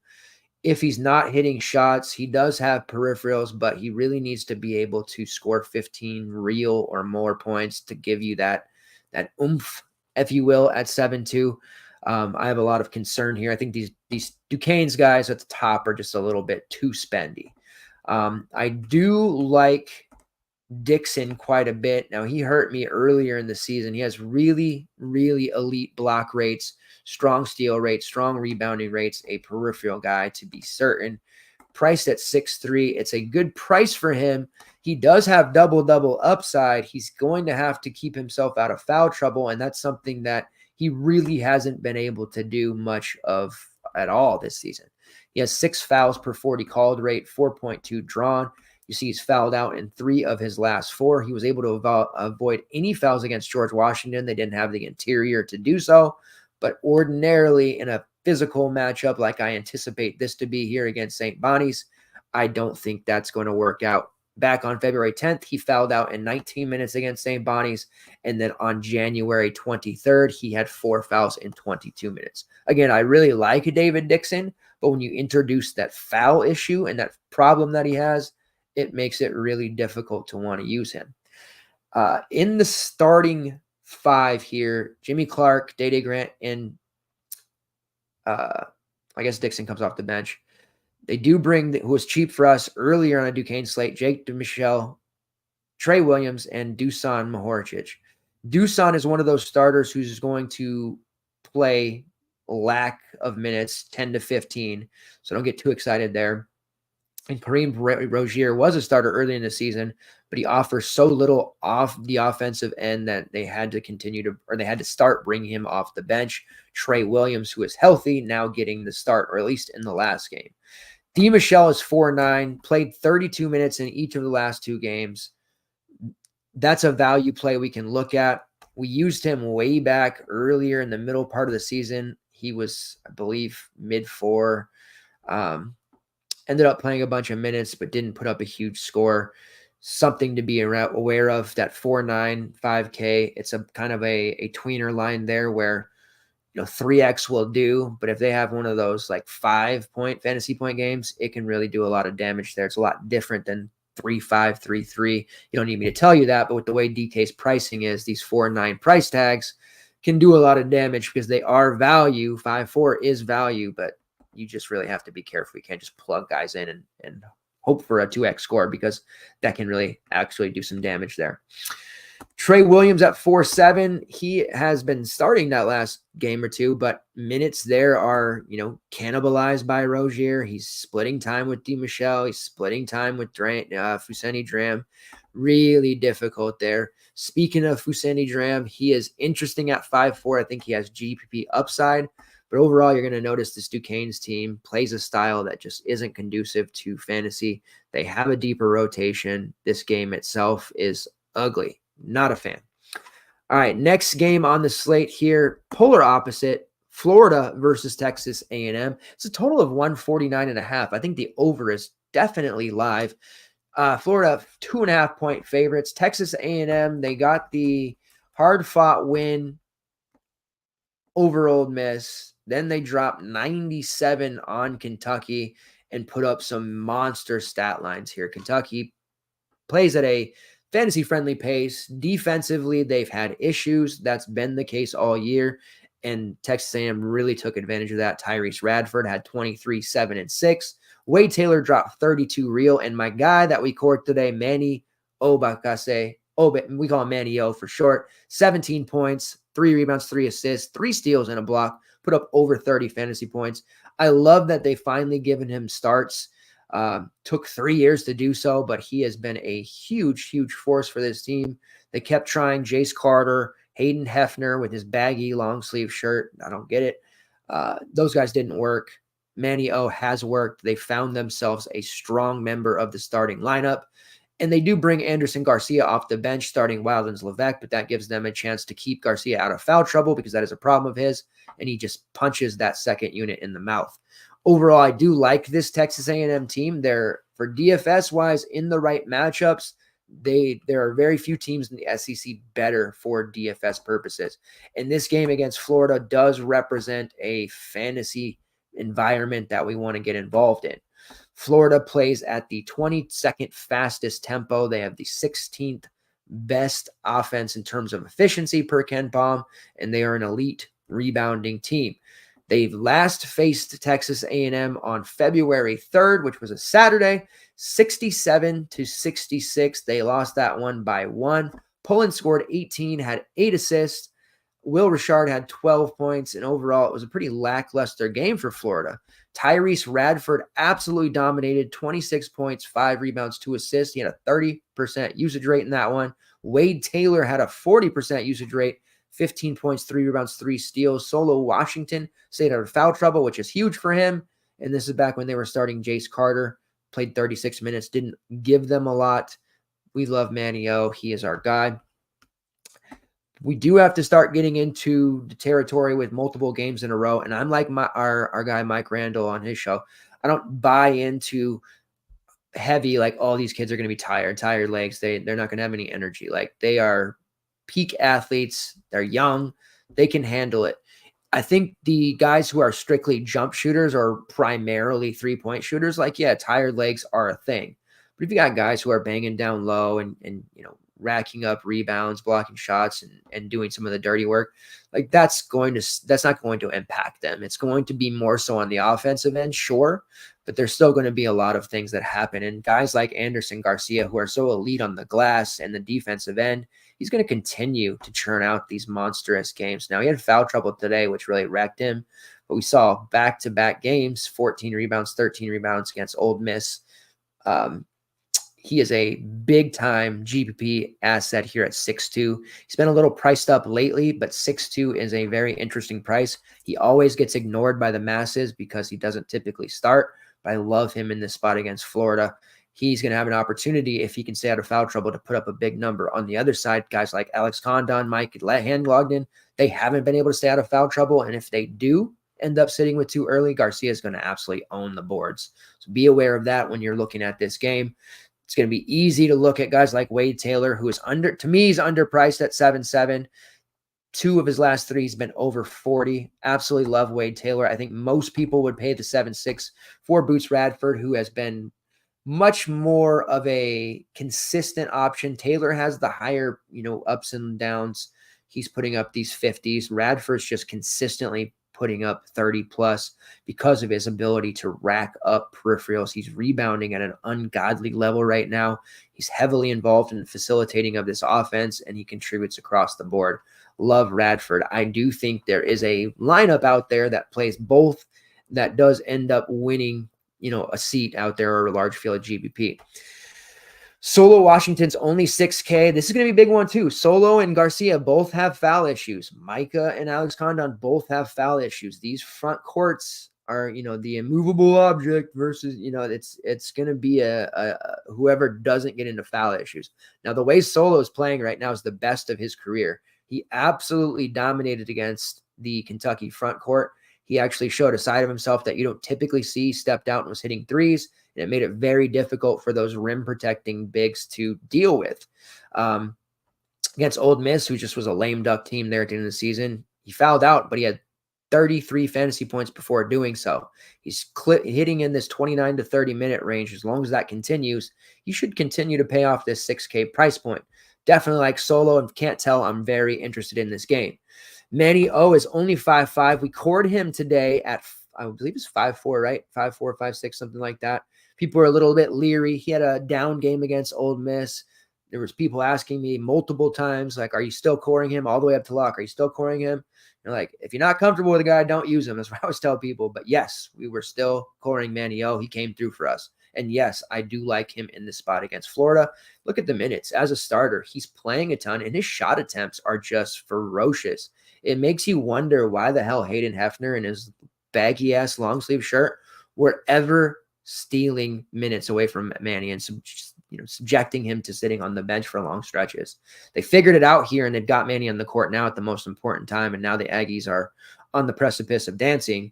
Manny, I think, does have another nice game here. Yes, if you can stack this game up, you absolutely want to do so. And the prices across the board on Texas A&M, they're all cheap. You can play Radford and Taylor together. You can play Solo and Garcia, or Manio and Garcia. I probably wouldn't play Garcia and Solo together, but any other combination of these guys, running 2 of them, I would, and possibly even 3.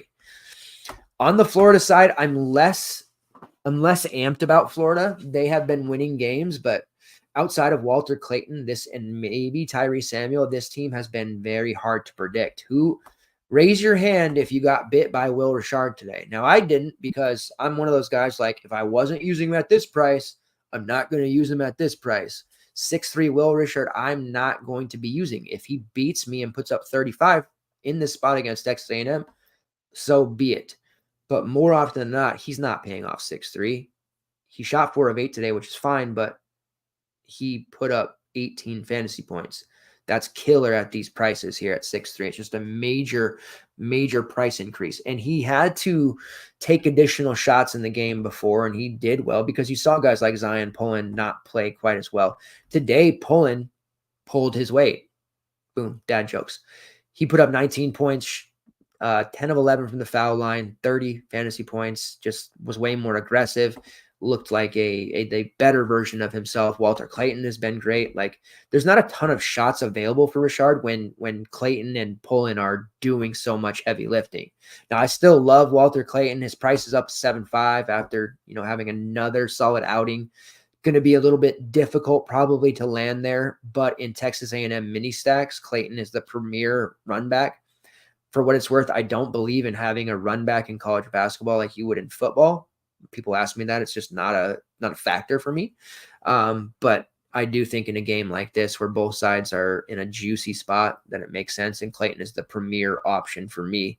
Tyrese Samuel always projects well. He will project well again at that 7.3. There's an opportunity cost there, and you see his minutes. Like, he is so incredible on this Florida team, in this system, just tailor-made. Like, we saw this in small spurts at Seton Hall, but the way he's playing for Coach Golden in this Florida system, it's nothing short of amazing, because only took 21 minutes to put up 30 today against Bama, 29 minutes against Georgia for 41.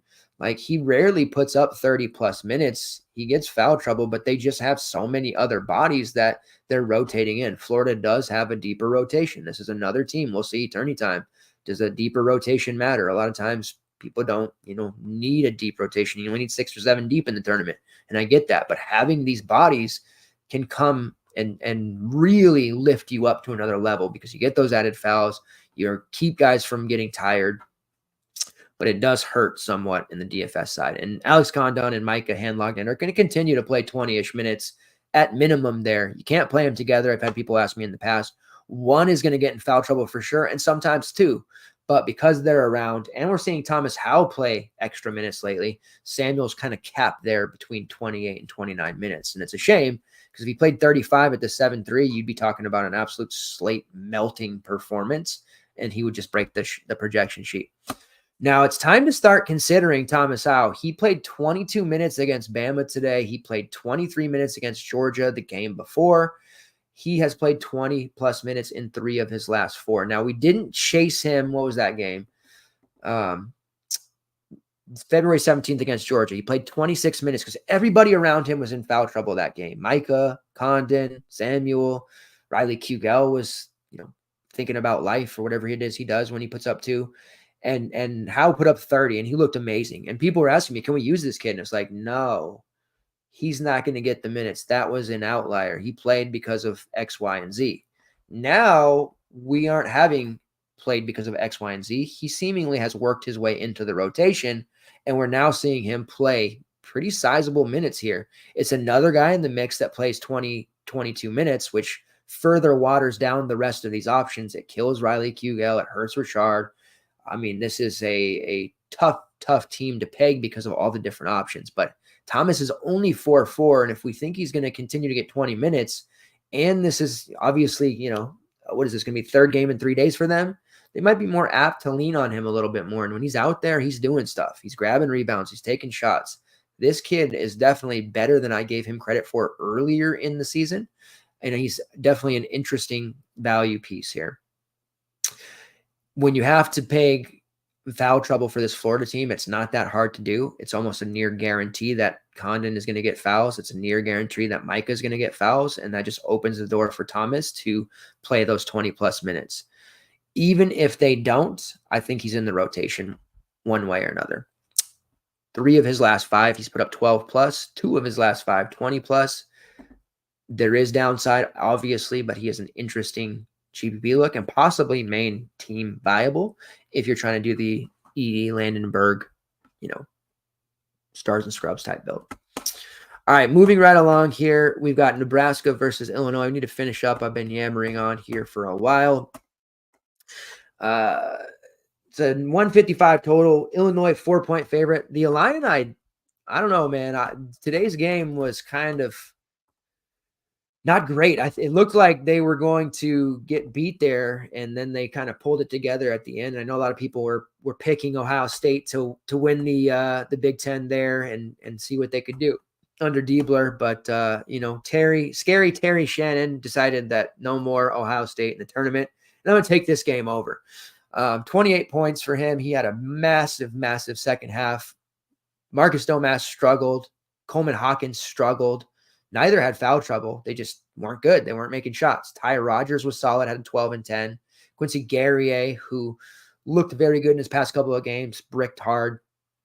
But the big story here is the fact that Dane Danger, a show favorite, great rates, an elite rebounder, one of the best rim protectors out there when you give him minutes, he had a monster game and they gave him 20 minutes and he didn't get into foul trouble. Huge, huge stuff here from Dane Danger going up against a front court of Ohio State that has size. And that is probably why Danger got those additional minutes. 32% usage rate in that game, 18 points. Every time they got it to him on the block, he was scoring. They got him out in space. He was just attacking, getting out there and just put back after put back. It was phenomenal to watch. 18 points, 8 rebounds, and a block. He deserves, I've been saying for 3 seasons now, Dane Danger deserves minutes. Brad Underwood, I hate the way that Brad Underwood uses him. And now they're using him. Is it going to continue? Perhaps. Maybe not. When you look at Nebraska's front court, they have, Juwan, Gary, Rink Mass. They're not huge, though. And I don't know that Danger will necessarily be in line to get those kind of minutes. The other piece of this is that he's not priced at 4,139. He's priced at 5K. Chasing that might be kind of tough. However, the game before that against Iowa, he played 15 minutes, 9 points, 5 rebounds, 2 blocks. He put up a 18.5. Danger has phenomenal fantasy point per minute numbers. If you are running the max in the queue or the 15 or whatever large field tournaments you may be planning to play, Dane Danger, I think at this point, you got to throw him into at least one lineup.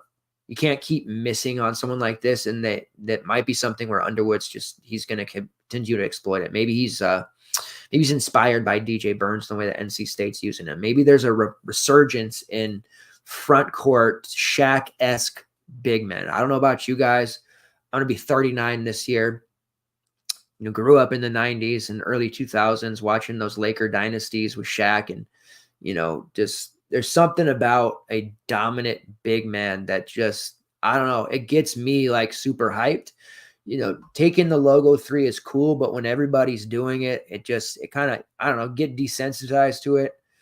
You don't see the big men dominating as much these days, but you see DJ Burns working these dudes on these, getting the ball at the near 3-point line and starting his post move and doing spin moves and hitting these baby hooks. Like, that's amazing. So I love the fact that Dane Danger is getting minutes here, and I don't want to tell you to play him in your main lineup because I think that's probably negligent. But if you're fading him and running, 5, 10, 15 lineups, I think that's also a huge mistake. So I like Danger, and especially with the way that Domask and Hawkins are fading lately, we may see Danger playing more minutes down the stretch. Terry Shannon's just an elite play. If you can get there at 8-8, obviously you're going to have some decisions to make. Shannon is he's not a second half player, but lately he's got the Jameer Young thing going on where he's like sleepwalking through the first half, and the second half he's like, oh, okay, I'm here to play basketball. And then he just drops a 30 piece. He's the 3rd most expensive player on the slate, right above Broom, right below Ziaxel. I think he fits in probably in priority order for me behind Broom and Yaxel, but ahead of Edey. So that gives you any indication there. On the Nebraska side, Kasai Tominaga, he's going to shoot every shot available. He put up 46 against Michigan, and then he put up 40 against Indiana. 13 shot attempts or more in each of the last 3 games. 7-3 is a steep price for me. I will let others chase that. That's not one that I want to do. I would prefer Bryce Williams, and I know he looked good against Indiana, but I am leery of using him at almost 7K as well. He's definitely a strong player, but he struggled to find a shot against Illinois in the past. Doesn't necessarily mean anything now, but there is just that opportunity cost and some guys I prefer over him. Juwan Gary at 6'5", he's a nice GPP look. I don't think he's been solved by any means, but he certainly was not what we would have expected against Michigan and Indiana. I didn't use him there by any means, but I thought he would do a little bit more. He's been priced up and unusable to me. 6'5" puts him back into play, but if they're going to be using danger like this, look out. He did have 33 against Illinois in their prior meeting, but he might not dominate the glass if Dane is able to stay on the floor for another 20 minutes. Rink Mast is interesting at 6'1". He's going to pop in the projection sheet like he has the last couple of slates. He's putting up that 25 to 30 number. I think he can continue to do that. He has a strong ability to fill out a stat line, so we like him. And then all these secondary looks, Wilcher, Hoiberg, Lawrence, Alec, not too keen on using them. Alec has shown an ability lately to be consistent. I still am not a big fan of his at 5'5", but he has scored 20 plus DK points in 5 of his last 6. All right, and then we get here to the American, the last game on the slate. It's not Memphis, but FAU and Temple, who will not die. The Temple Owls will not die. They're just in it. 15-19 on the season, but they have won now 4 straight games. They won their season finale against UTSA. Then they turned around and beat UTSA in the opening round of the American tournament. They knocked off a good SMU team by 15, and they outlasted Charlotte today 58-54. One thing that impressed me about that Temple win today was not what we usually see from them, volume 3-point shooting, but defensively they got after it. They absolutely shut down Deshaun Jackson, which is the primary reason they were able to beat Charlotte. Jackson had 9 and 5. I did not expect him to get put in a locker like that. The Wazoo transfer has been a really strong player since moving to Charlotte. They have really unleashed him, and he has been just an absolute monster. In his previous meeting against Temple, he had 15 and 11, but they worked hard. They kept him off the glass, and he was a non-factor in this one. Igor Milicic had 16 rebounds, but offensively, he took just 8 shots, 6 of which were threes. He did not get a lot done, and there was only 1 offensive rebound, 15 on the defensive glass. They kept him away from the cup. So that defensive effort by Temple was surprising to me. Will they be able to do that against FAU here? That remains to be seen. They are not ordinarily a team that gets after it defensively, and they're not a very good shooting team overall. They are just volume scorers all around. The Temple rotation is settling in around 8 or 9 guys here. You have your starters, Heisir Miller, Steve Settle, Jordan Riley, Sam Hoffman, and Matteo Piccarelli, and then key bench pieces such as Jaleel White, Zion Stanford, and Shane Dezzoni. All of those guys have had spurts in the past as value pieces. Jaleel White at 5'2" is especially interesting, but his minutes just aren't there enough to really consider him. He was 4'2" last time Temple was on the slate. That's a hell of a lot more intriguing than 5'2". Dezzoni has shown an ability to score and score well. He has played 18-plus minutes in 4 straight games at 4'9". I do like him. He's also eclipsed 20 fantasy points in 3 of his last 4. Wasn't shooting very well against the Charlotte team there, and his defense kept him on the floor, but we've seen a little bit more out of him. I'd like to see him play this FAU team around the 25-minute mark. I think if he does that, he makes an interesting value piece. And then Zion Stanford, who is going to be a big-time play for this team in the future. Back-to-back games in the tournament here, under 20 minutes. Probably not usable, but he is almost min price at 3.7. Prior to that, heading into the end of the season and the opening round of the tournament, he played 22-plus minutes in 3 straight. And that game against UTSA, dominant. 19 points, 4 rebounds, 2 assists, 2 blocks for 31. So it shows you what kind of upside he has at that price of 3.5, but UTSA is not FAU. FAU is not UTSA. Tread carefully there if you do plan to use Zion Stanford. Is just a GBP look. Now, as far as any of the pay-ups go, Miller at 8.2, it's that weird price point. It's like the RJ Felton price where he's probably going to give us 30, 32. The opportunity cost there is quite high. Do we think he's going to, for a 4th game in a row, drop a huge score here, especially going up against an FAU team who defensively, it's hard for me to get the reputation out of my head because last year how well they did on that end. This year, they're not the same level of defense. So it's not as if we have to be worried here, but Miller does have a distinct lack of consistent peripherals to make it to where he bricks when he has a bad shooting night. So that is the worry there for me on Heiser Miller. Would rather use Jordan Riley at 6'5", who I feel more comfortable with. Has less upside than Miller, but we're trading that out for safety. And then the front court options there, Sam Hoffman and Steve Settle, both have upside at those respective prices. But again, going up against the FAU front court and Vlad Golden, they're just kind of secondary plays there. I think the 6'6" for Settle is just a little bit too spendy for my taste. Now on FAU, we have Vlad Golden at 7.2. I believe that is a phenomenal price that we have to consider heavily. That throws a wrinkle into things because people are going to want to play Edey. I've been harping on it all night. Edey and Yaxel and these pay-ups. So that's going to leave a bit of a lull there on Golden's ownership. We might be able to get him in there under 30% if people are trying to jam in those studs. Golden just is capable of matching Yaxel's score for a discount, huge discount. So I am leaning there, especially going up against this Temple front court in which I feel he should absolutely dominate. Now, in their last matchup against Temple, he was awful, and that's something that may kind of shoot up into people, as they're looking. They might see, oh, he only put up 15 fantasy points against Temple. What's the deal here? We can't use him. Keep that rostership down on Vlad Golden. He has not been the posh play of the day since last year in the tournament when they played K-State. It might have even been before that. But he is going to carry that. And I might be dead wrong here on rostership if other places that do content are banging the drum on Golden. But as of right now, the way I see the slate carrying out, I do think Golden comes in under 30%, which is good enough for me to label him the posh play of the day. I typically keep that reserved for guards, but not always. We have a front court posh play of the day, what I believe to be a sneakier option in Vlad Golden, who, yes, if you look at his logs, how can I call him sneaky? He scored 40+ in 3 of his last 4. But I don't think people will have that salary to get him. And also looking at prior matchups, they're going to see some lackluster performances there. Vlad Golden is where we're going to go there.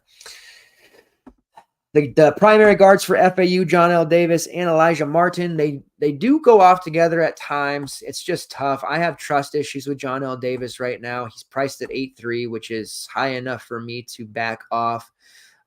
He has 40+ fantasy point upside, but he had a string of games there where we just, we're getting 23 and 30.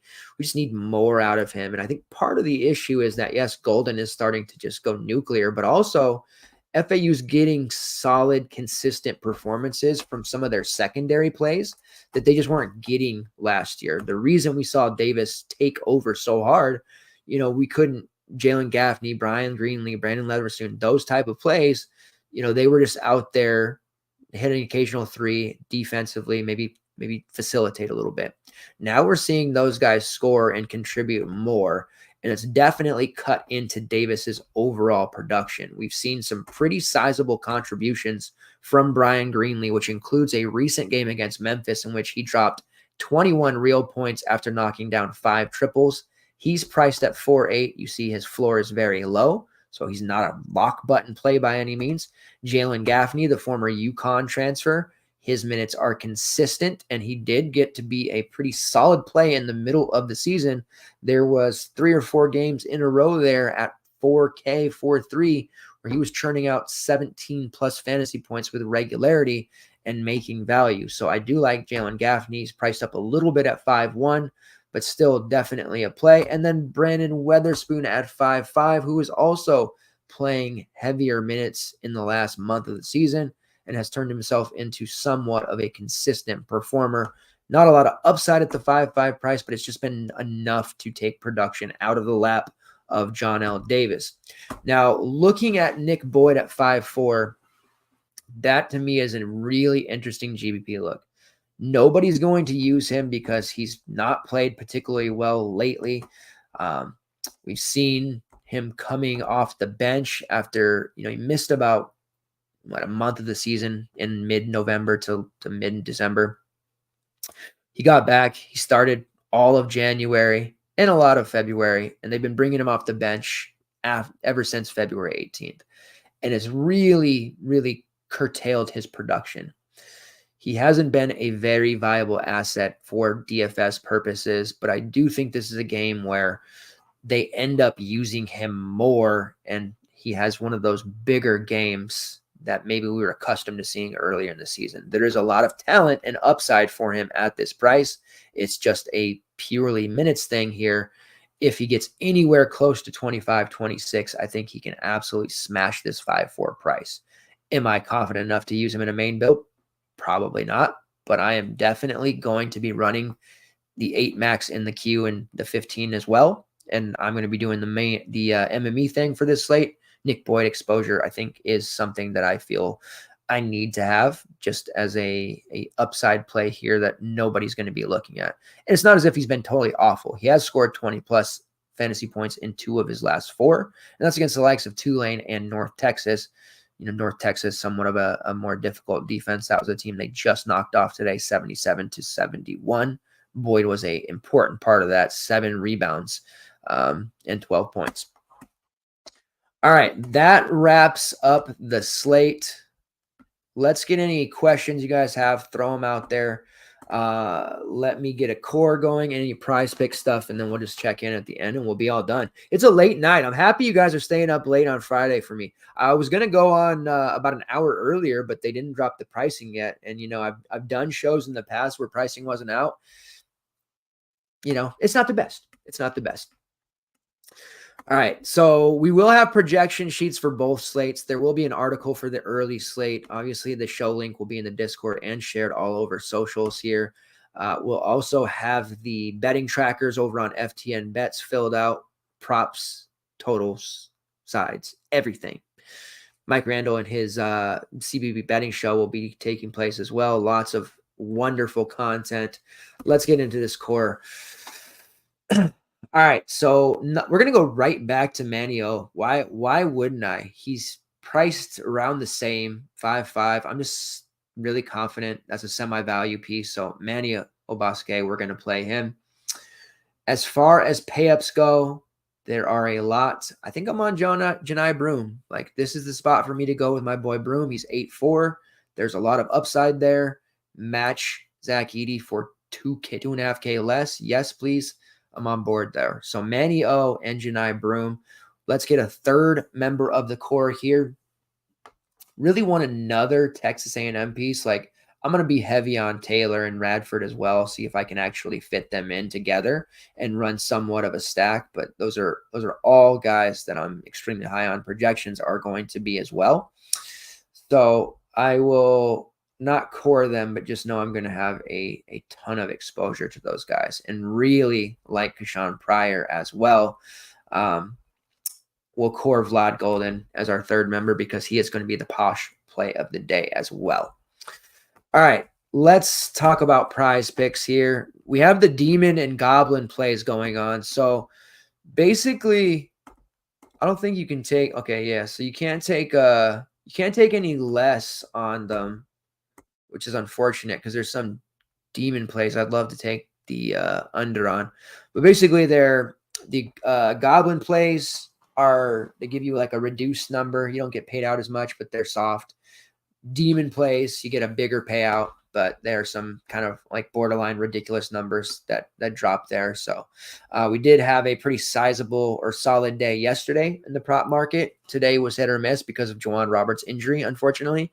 But looking through the board here right now, I'm going to start with the point props.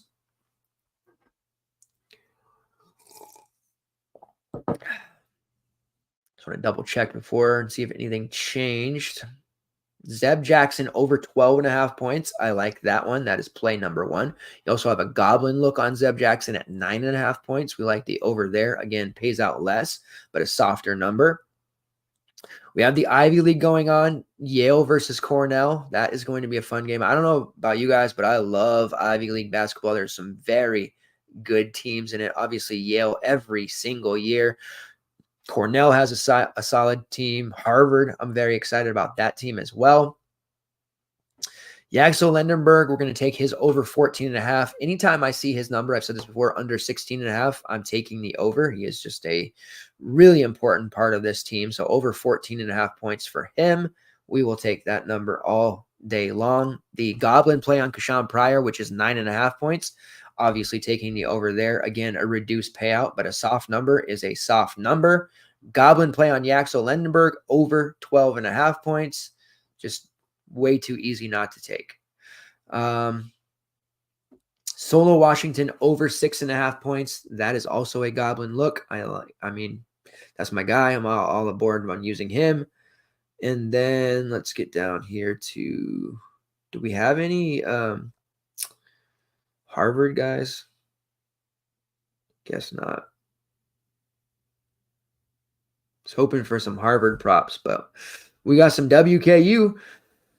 All right, so Marquette and UConn. Cam Spencer over 14.5. This is going to be a Cam Spencer game. He had a nice one today too, but this is going to be the ultimate Cam Spencer game. It's going to seal the deal for UConn. So look out for him to put up a massive game. Houston playing against Iowa State. Manny Sharp has a Goblin play of 10.5, taking the over there as well. Take a look at rebounds.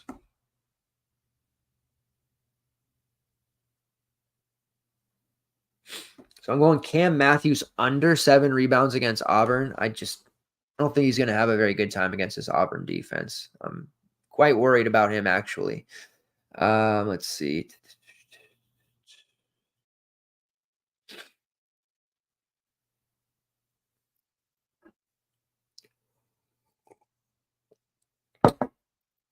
Okay. There is a rebounding play for Sean Pryor, 6.5. That's a Goblin look. We're taking that over. And then he also has a Demon rebound at 9.5. Both of those are near the top of my priority list. I don't put the PrizePicks plays in the article in priority. I probably should. But just know that those two prior rebounding numbers are extremely high on my list. And I'll be hitting the DK book in the morning as well, hitting some prior props. Please believe. All right, let's go through the last bit of the comments and then we'll get out of here. Hey, Tubby showing up. On vacation, better than Christmas vacation for me. Hell yeah. My man Tubby. Johnny talking smack about Kentucky. Yeah. Their defense is awful. Is Ty Rodgers in play? I believe so. You know, looking at this team and the way that Illinois is playing right now, like I don't think we can pay 7.5 for Domask. Coleman Hawkins is so hit or miss. It's not as if he's been solved by any means, but we're just getting into a point of the season in tournament play where he's not going to be impacting the game like he was before. And he can hit threes and, you know, he can do some things, but Terry Shannon's just going to be doing so much heavy lifting now from this point forward. And I think Ty Rodgers fits that secondary role next to him better. Hawkins is used to having more of the pie. Ty Rodgers doesn't need that. He doesn't need shots to be effective, but he's rebounding at a high level and he's taking what comes his way. Putbacks, getting to the foul line, you know, just doing those little things. Only 5'2", guard forward eligibility, flexibility with where you can put him in your lineup. So yes, Ty Rodgers is absolutely in play. 5'2" has to be considered value, and I would trust him more than Dane Danger from a minute standpoint. But if we're talking upside, Danger is just has the potential to win somebody a lot of money in the morning. All right, I think that will do it. We have made it to the end. I appreciate we had a 200 plus of you watching. Love it. You guys' continued support has been so great. We will be back tomorrow night, so it's probably same time. It'll be a later evening. We will be talking about the remaining action and championship games on Sunday, and then about 10 to 15 minutes before the selection show goes live on Sunday, I will be popping on live. We'll have special guests and even opportunities for anybody who wants to jump on the show, ask questions, give comments, throw out their team. Maybe we'll do a live draft, not on that night, but we're gonna have some leagues and brackets and all kinds of stuff. We may have a live draft on the Monday, Tuesday night before the tournament. So be ready. Lots of fun stuff planned. But we are going to be back tomorrow night and Sunday. And then next week, it's on the schedule, Monday night, Tuesday night, Wednesday night, Thursday night, Friday night, Saturday night, Sunday night. Well, not Sunday. So we'll have Sunday off of next week, but we're going to be on for the next 7 or 8, 9 nights of the week. The family, I told them, their response was stellar. They're happy that I'm going to be on it. I'm doing a show every night for the next week. But you know what? It's tournament time, and they know what's up. And I don't even I take off work for this. This is our time. This is our holiday, and we are going to be giving you all of the best content out there, shows, write-ups, projections, everything you need to be a profitable tournament player this season. Last one here. Josh asked the last one, fade of the day, high-priced player. Zach Edey. You know, I'm always trying to fade him and get away with it. It has worked all season long. Didn't work as well today because of Donovan Clingan and the damn Ben Borowski wannabe. But, yeah, Zach Edey is the high-price fade of the day there because I'm sure he's going to put up 50. Like, I have no doubt about it. But there's just going to be that huge opportunity cost. Being able to fit more comfortable players that aren't Jose Placer around Janai Broom that I can't around Zach Edey. All right. Appreciate it, guys. Best of luck tomorrow. We'll be back in the morning in the Discord with the articles, the projection sheets, and of course, I'll be tweeting out stuff throughout the day as well. Take care. Get a little bit of sleep. Otherwise, see you guys tomorrow.